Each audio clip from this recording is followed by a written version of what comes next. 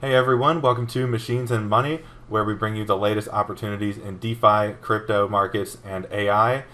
Today we're going to be talking about the state of the altcoin market. So this chart here that we have in front of us measures others BTC, and this is overall altcoin performance against Bitcoin. So when it goes up, that means altcoins are outperforming Bitcoin. When it goes down, it means altcoins are underperforming against Bitcoin.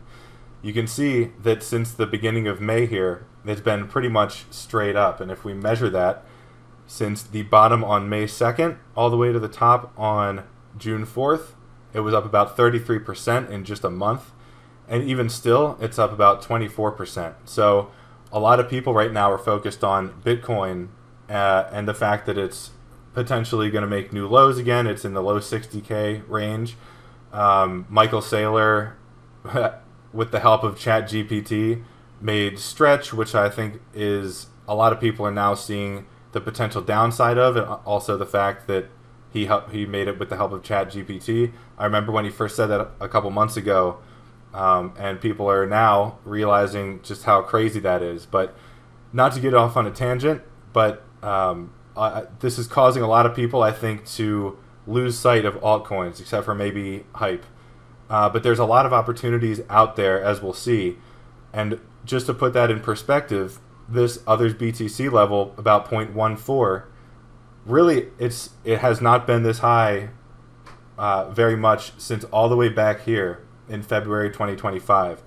When it made this high of about 0.15 back in early June, that was the highest point it had been at since February 3rd or February 2nd of 2025. So that right there is a 16-month high in altcoin performance against Bitcoin.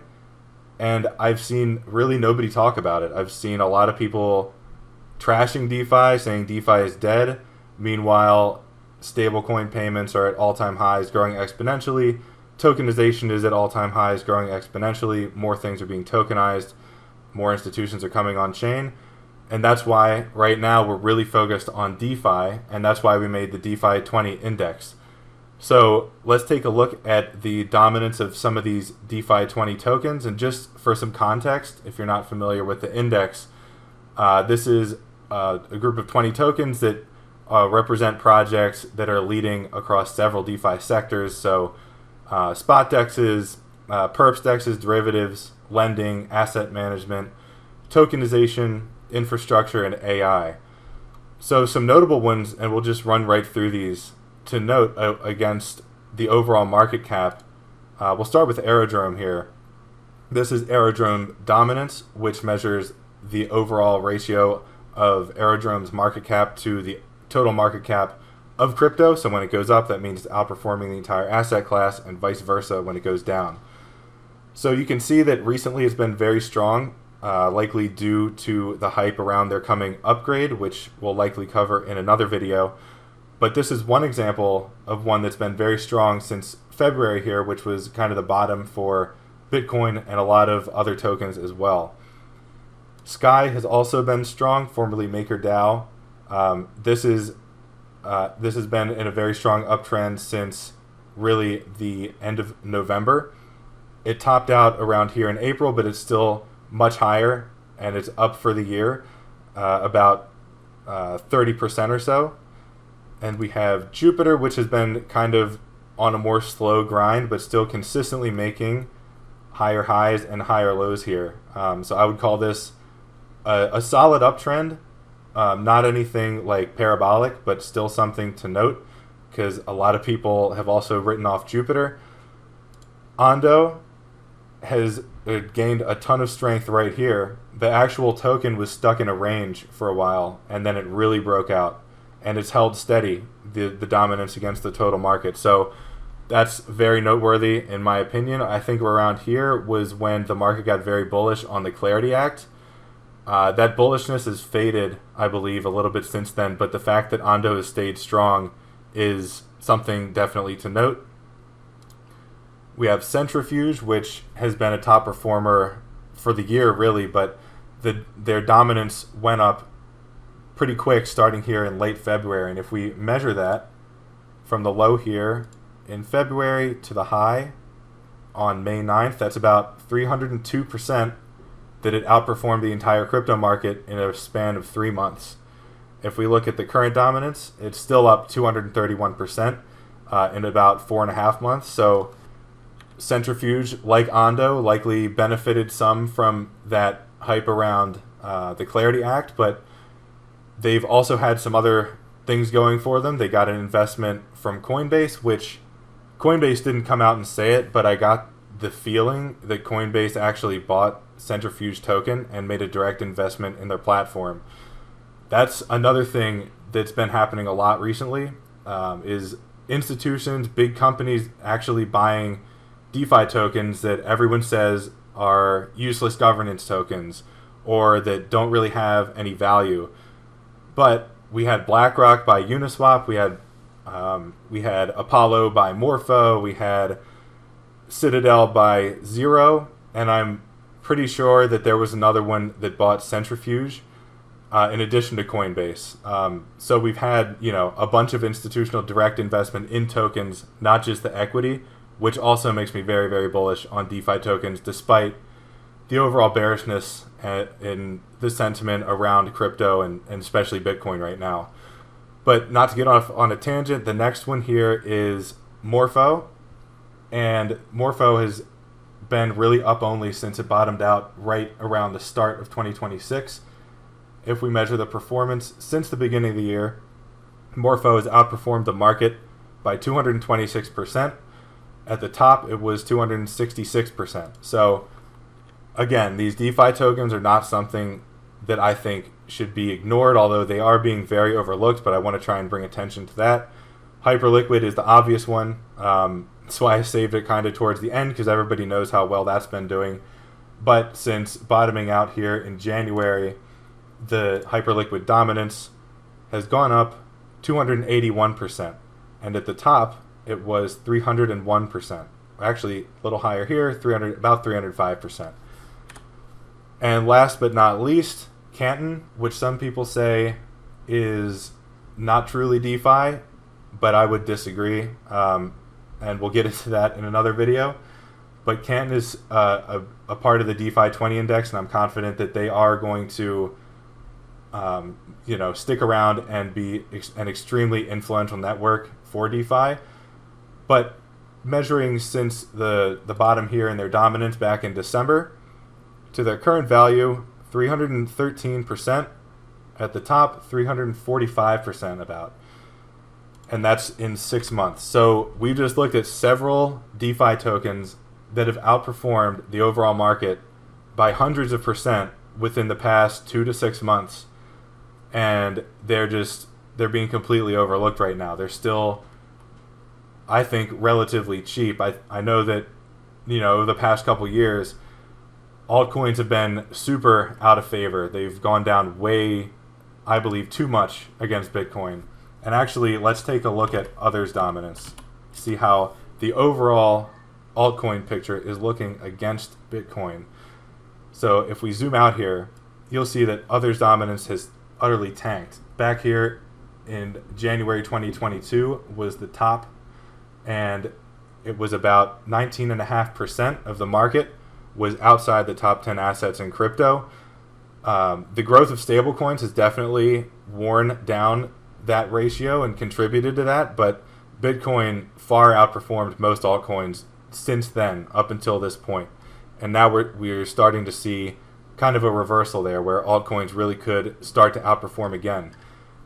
Just without really any context, the fact that others' dominance is at 8%, which means outside the top 10 assets in crypto, altcoins only make up 8% of the total crypto market cap, which is just ridiculous concentration in especially Bitcoin, but the top handful of assets that I don't think is sustainable. And I think that if crypto is a success, DeFi is a success, which at this point I've never been more confident, honestly, this should be several times higher than 8%. It's still a tiny part of the market in a tiny asset class. So from a long-term perspective, I think that there's a lot of potential here. Day to day, stuff might tank, stuff might go up a lot.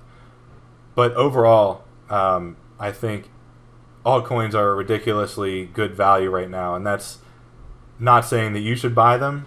We are directly invested in the DeFi 20 index as of April 9th, and I think we're about flat on that right now, but Bitcoin over the same period is down about 10%. And speaking of Bitcoin, we can go over to a Bitcoin chart because I want to show kind of a long-term perspective on Bitcoin. And again, a lot of people are very bearish right now. They think Saylor's going to dump all his Bitcoin to fund Stretch when he has, I think, an $800 to $900 million buffer of cash that he could use without touching the Bitcoin. He might still sell some Bitcoin, and that might freak people out a little bit in the coming weeks. But there are some reasons to still be bullish on Bitcoin. And I don't think that altcoins will necessarily tank alongside Bitcoin. If they do, we could even see a faster reversal in altcoins before Bitcoin has a chance to catch up. But the chart that we're looking at right now is a monthly chart. It's a log chart, which is why it's kind of flat here. But I wanted to show a long-term perspective of an indicator that I think provides a decent insight into where Bitcoin is right now compared to where it's been many times in the past. So this goes all the way back to 2012. And these green lines on the screen mark where the 200-day moving average crosses below the 13-month exponential moving average, so the 13-monthly EMA. This has happened, as you can see, 5 times since 2012, and usually it marks around where the bottom is in Bitcoin. It doesn't mark the exact bottom. Nothing does consistently, but the next best thing is to be able to tell when the bottom is close.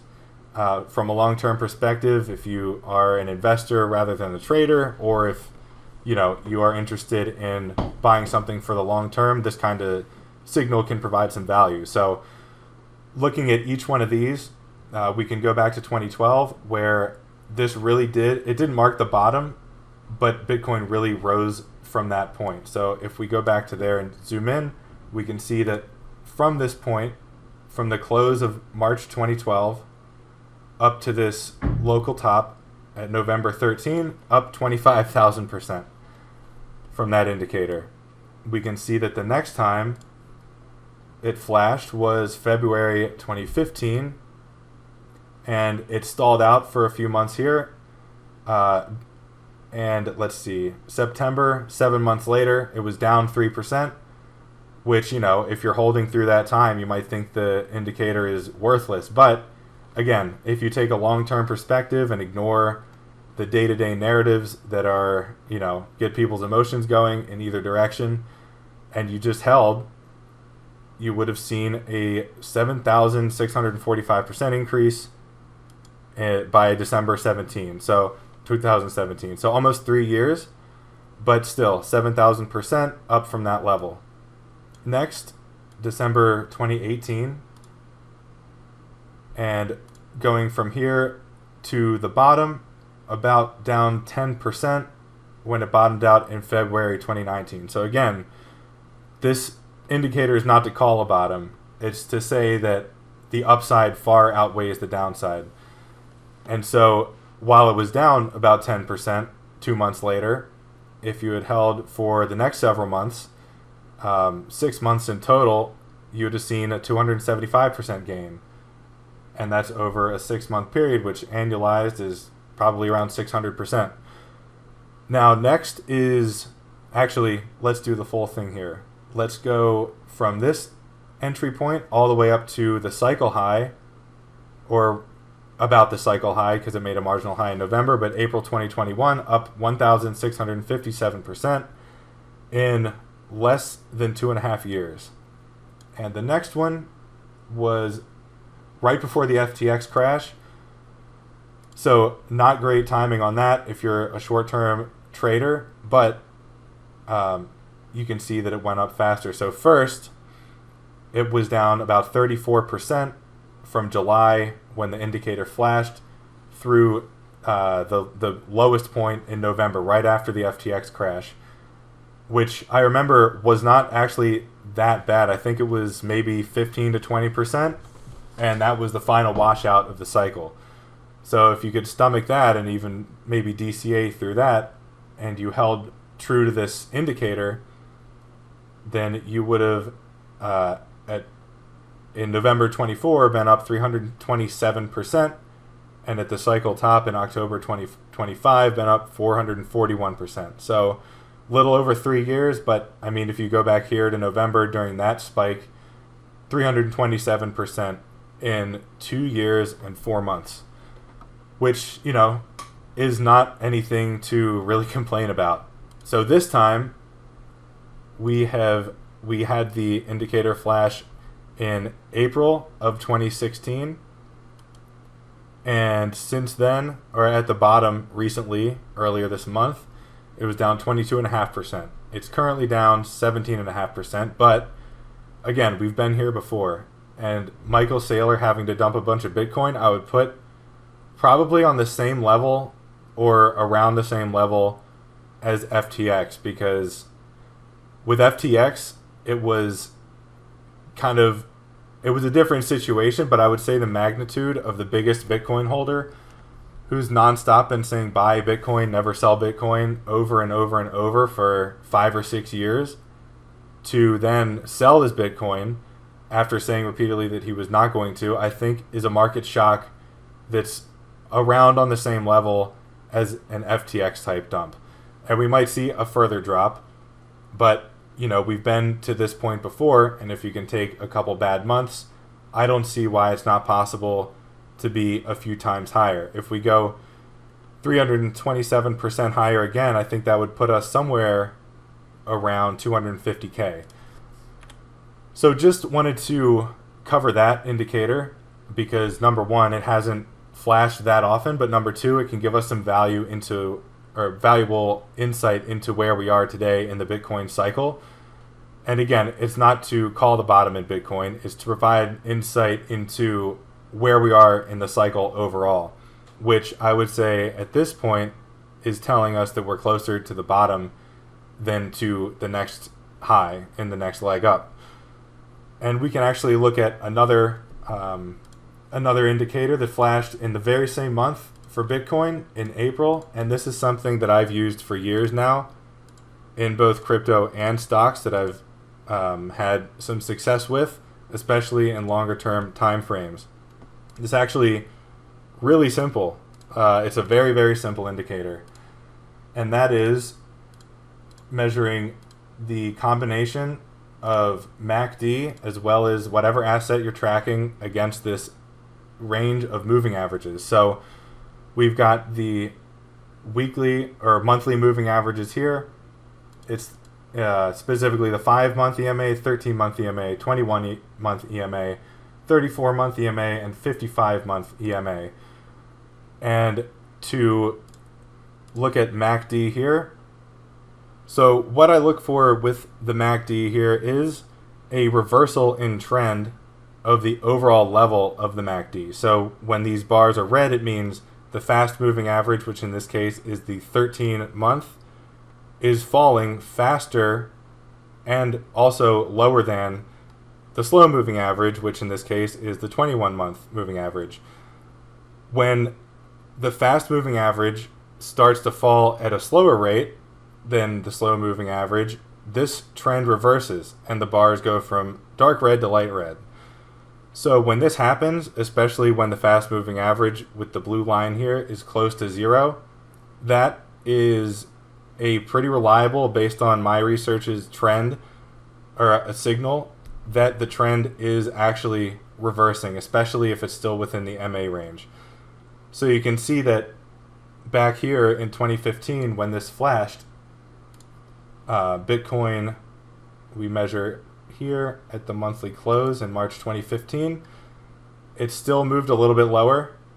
Again, this isn't to call the precise bottom, but during a flash crash in that August, which then recovered pretty much the next day, so this is kind of an anomaly, it was down 31% in about a 5-month period. But without that, if you take the next lowest low, it was only down about 7%. And by the end of August, it was only down 2%. So this marked an area where Bitcoin started its overall consolidation process before it made its next leg higher. And by the same point, the following year, Bitcoin was up about 80%. If we go farther here to June 2016, up 235%.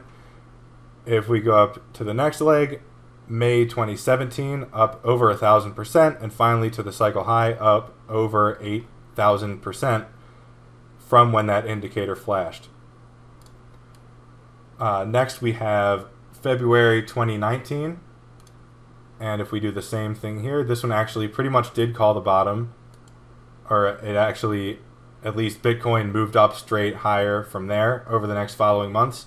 The bottom was actually a couple months back here in December, but the signal flashed in February. So 4 months later, up 265%. Obviously then we had some drawdowns here, finalizing with the COVID crash, but still up at the peak of the next cycle high, up 1,600% in about 2 years. This next one doesn't count 100%, but it's close, so I wanted to include it because the signal doesn't have to be perfect for it to be useful. And this was right before the FTX crash once again. It flashed in October 2022. During the FTX crash, it fell almost 25%.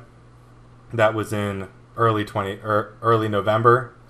So within weeks, it actually did call the bottom. And then all the way at the next cycle high, up 433% in January 2025, and then up about 516% in October 2025. So 3-year return of 516%. It flashed in April, again, which is the same month that the other indicator flashed, the one with the 13 EMA and 200-day SMA. And at its recent low was down 22.5%, which is right around where it was down after the COVID crash. Currently, it's down about 17%. So we're still down from that point. And maybe this indicator and the other one we covered, maybe they will not be successful this time in calling, a bottom range for Bitcoin. But I think it's more likely that we're just seeing the final washout. And again, the stretch situation with Michael Saylor selling Bitcoin, he's the biggest Bitcoin bull that there has ever been in terms of actually accumulating the asset. And I think that him selling would mark or be a good candidate for marking an overall bottom in Bitcoin itself. It's one thing to know about markets is that they usually top on good news and bottom on bad news because markets really measure sentiment and emotion rather than fundamentals. So while I think the fundamentals of Bitcoin are good, obviously emotions are not good right now. People know and have seen Michael Saylor, the biggest Bitcoin bull, sell some Bitcoin. So I don't know how emotions could really get much worse than that. And I think that this might be an FTX-like moment where we do see a final washout.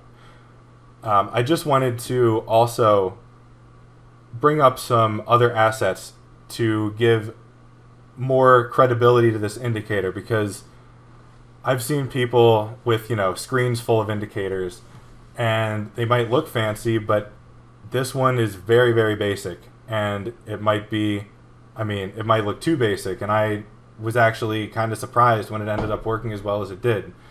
But if we look at some stocks, we can see that it works across asset classes. So, NVIDIA, these blue lines, and on the following charts, these blue lines measure the points where this indicator flashed. 2019, it flashed for NVIDIA.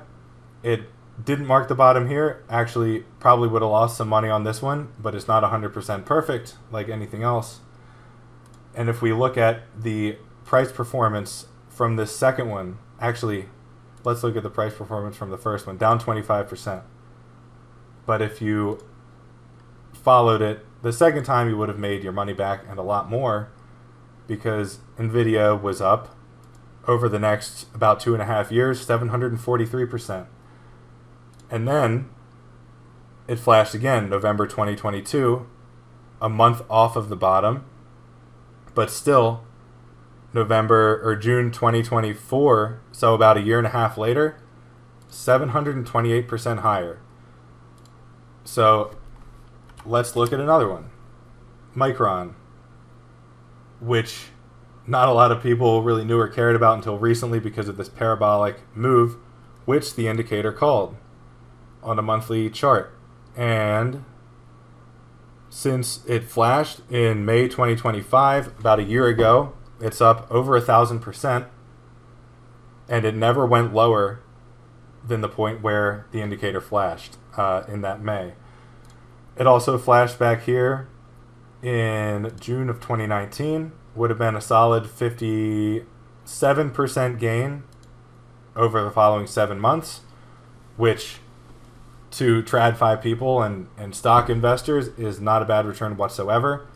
Crypto people might disagree with that, but nobody's going to complain about 57% in 7 months. All right, let's do another one outside of tech. Let's do John Deere. All right, going back to 2013 here, the indicator flashed, and that was before about an 8% move in a month. Nothing crazy here, 12% move in 5 months, and that was the top. So again, not a perfect indicator, but from a risk-reward perspective, this high, let's measure it.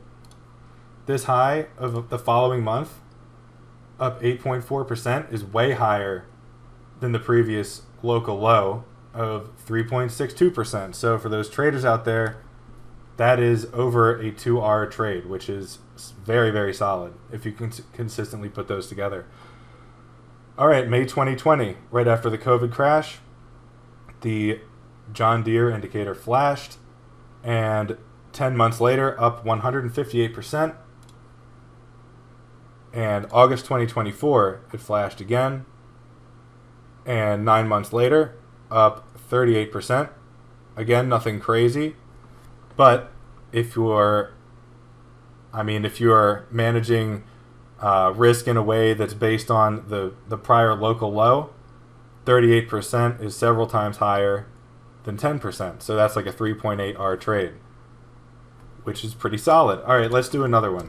Caterpillar. And it flashed back here all the way in September 2012. And again, these don't flash often. This is like maybe once every few years type indicator. So when it does flash, it's good to pay attention.